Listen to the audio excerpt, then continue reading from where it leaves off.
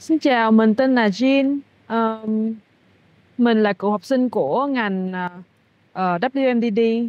Mình ra trường cũng rất là lâu rồi, khoảng cỡ 4 năm rồi. Ờ, mình học Stream Developer.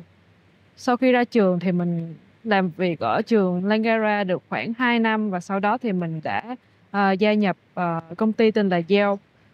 Yelp là một công ty Mỹ.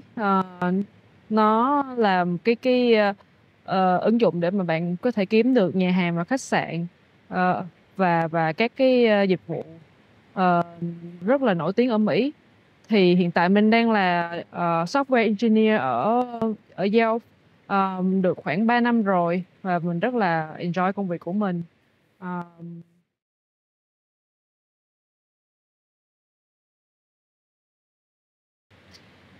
Ờ, Ban đầu mình muốn học ngành này là vì mình là designer và mình muốn học hỏi thêm kiến thức để mà trở thành UI and UX designer.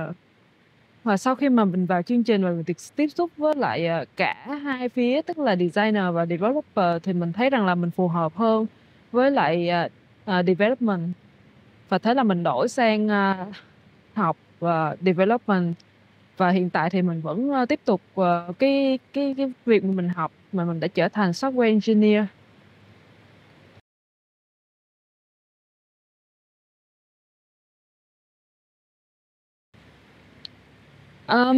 Khi mà mình apply vào trường thì cái quy trình nó khá là thuận tiện. Nói chung là mình biết là cái chương trình này rất là có nhiều người muốn học, cho nên là cái waitlist khá là dài, cho nên là mình phải apply trước khá là lâu.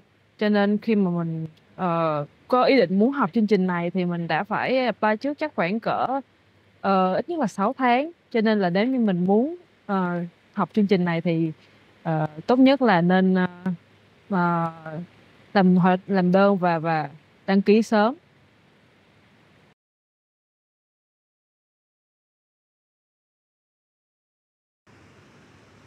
Khi mà mình mới ra trường thì mình đã ở lại trường Langara làm việc khoảng 2 năm.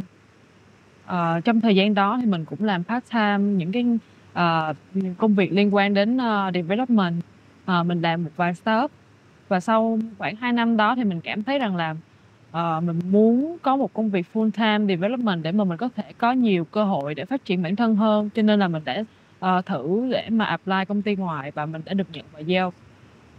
Mình đã làm ở Yelp được khoảng 3 năm rồi, và nói chung á là Yelp là một môi trường rất là tốt để mà mình phát triển công việc của mình và kỹ năng của mình.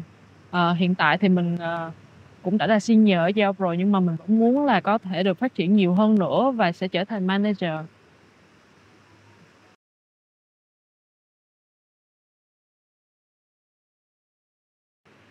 Khi mà mình học Langara mình rất là value tất cả những cái kỹ năng mà Langara đã cho mình được tiếp cận. Đơn cử như là mình đã được học rất là nhiều về những kỹ năng về development khác nhau. Mình không phải có background về development, nhưng mà trong quá trình mình học ở Langara thì mình đã được rất nhiều sự giúp đỡ, cũng như là cũng tự học rất là nhiều để mà trong vòng có gần 2 năm mà mình đã có thể trở thành developer. Ngoài ra á, là mình còn thấy được là ờ, cái ngành học của mình rất là đặc biệt ở chỗ là mỗi kỳ mình đều sẽ có những cái project khác nhau, và trong suốt một kỳ thì mình ờ, sẽ tập trung nhiều thời gian để mình có thể hoàn thành được một project. Ờ, mình có thể được làm việc với các bạn khác nhau để mà mình ờ, tăng cường cái khả năng gọi là collaborate của mình, và đồng thời với đó thì designer và developer cũng có được làm việc với nhau, và thậm chí là có những bạn làm PM nữa. Thì như vậy nó rất là giống với lại môi trường làm việc thực tế của mình, đó là collaboration. Khi mà nhiều nhiều ban bệ, nhiều ngành cùng làm việc với nhau để phát triển một dự án. Cho nên là mình thấy những cái offer của chương trình học nó rất là thực tế và giúp ích rất là nhiều trong mình trong công việc hiện tại.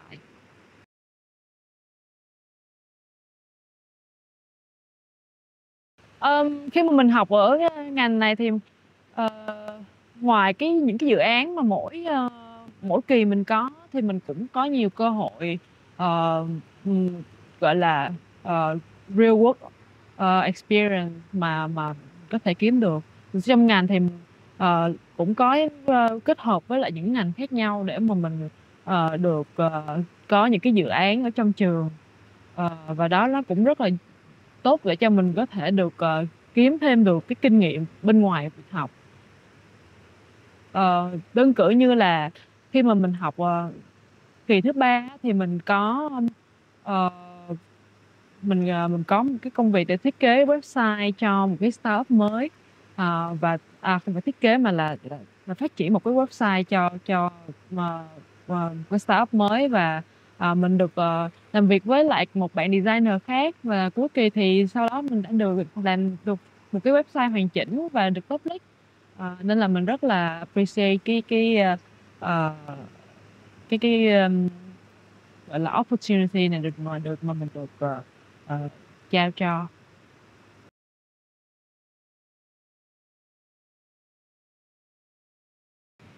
Mình nghĩ là khi mà ra trường xong thì cái áp lực đầu tiên đó là áp lực kiếm việc. Ờ, mình thì rất là may mắn là cũng được giữ ở lại trường làm việc một khoảng thời gian. Nhưng mà sau đó thì đương nhiên là khi mà mình muốn kiếm một công việc mới á, thì kiếm việc nó là một cái áp lực rất là lớn. Thì khi mà mình học trong trường á thì ngoài cái trang bị cho mình về kỹ năng ờ, về technical, thì trong trường nó cũng có những cái khóa học để mà giúp mình viết resume hoặc là phỏng vấn. Ờ, cho nên là đó cũng là những cái kỹ năng bên ngoài ờ, rất là quan trọng trong cái công cuộc kiếm việc của mình. Rồi song song với đó khi mình đi làm á, thì cái việc mà làm sao để mà mình có thể communicate và làm việc tốt với những người khác cũng rất là quan trọng.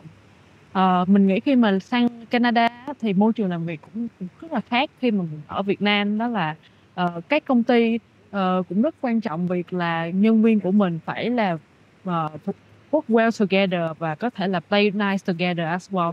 Tức là nói chung là nhân viên mà phải không phải là làm việc cá nhân mà là có khả năng làm việc theo nhóm. Cho nên khi mà mình được học chương trình này và mình được làm nhóm với lại rất là nhiều bạn khác nhau, thì đó là cái cơ hội để mà mình được học hỏi và trau dồi cái kỹ năng đó.